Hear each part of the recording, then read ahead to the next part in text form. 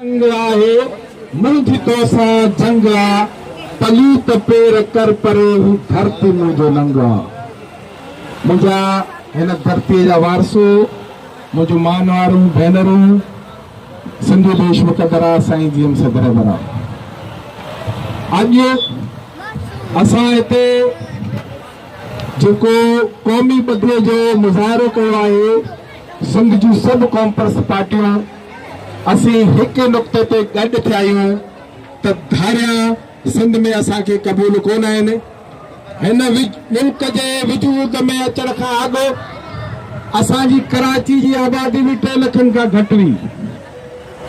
मुसलमान आया असांखे अक़लियत में कयूं, पोइ उन खां पोइ अयूब खान पंहिंजा माण्हू खणी अचे असांखे अक़लियत में करण जी कोशिशि कई।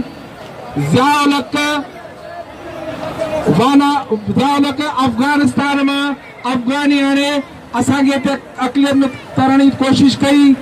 मुशर्रफ वाना वज़ीरिस्तान जा दहशतगर्द आणे असांखे अक़लियत में करण जी कोशिशि कई। हाणे हिन वक़्तु पीपल्स पार्टी जेका हिन जो दावा करे थी त असां सिंध जा नुमाइंदा आहियूं ऐं उहे पंहिंजनि माण्हुनि खे पाण अक़लियत में करे धारियुनि खे शिनाख्ती कार्ड ॾेई शहरियतूं ॾेई उन्हनि खे हिते जो शहरी बनाइण चाहे थी।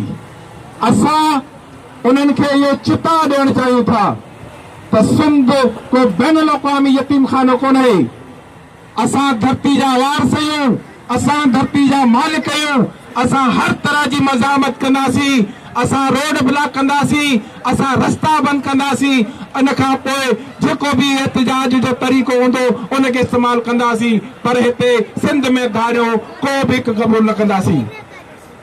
मां इहो चिता ॾियणु चाहियां थो त असांखे अक़लियत में करण जे लाइ जेका वॾा mega project Zulfiqar, Bahria town ऐं DHA सिटी, हाणे वरी कुछ दोस्तन का यह खबर पई आहे त इनके ढोल से पाए उन्हनि खे 85,000 एकड़ सिंध में ज़मीन ॾिनी वई आहे। असां इन जी सख़्त मज़ामत कयूं था ऐं इहो चवणु चाहियूं था त सिंध जा असां मालिक आहियूं, असां सिंध जा वारस आहियूं। मैं उर्दू बोलने वालों से ये कहना चाहता हूं कि आप लोगों को पता चल गया कि मकाफात अमल सिंध धरती ने अपना फैसला दे दिया।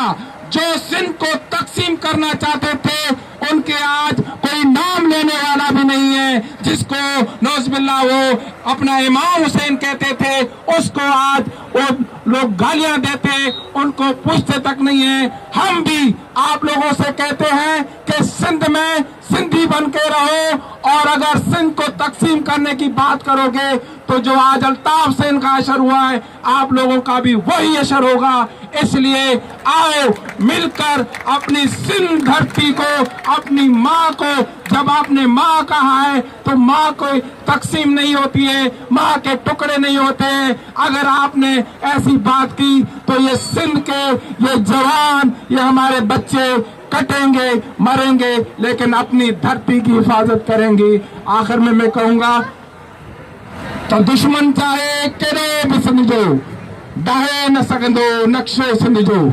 किरंदो रहंदो रत असांजो, चवंदो रहंदो जिए सिंध, जिए सिंध।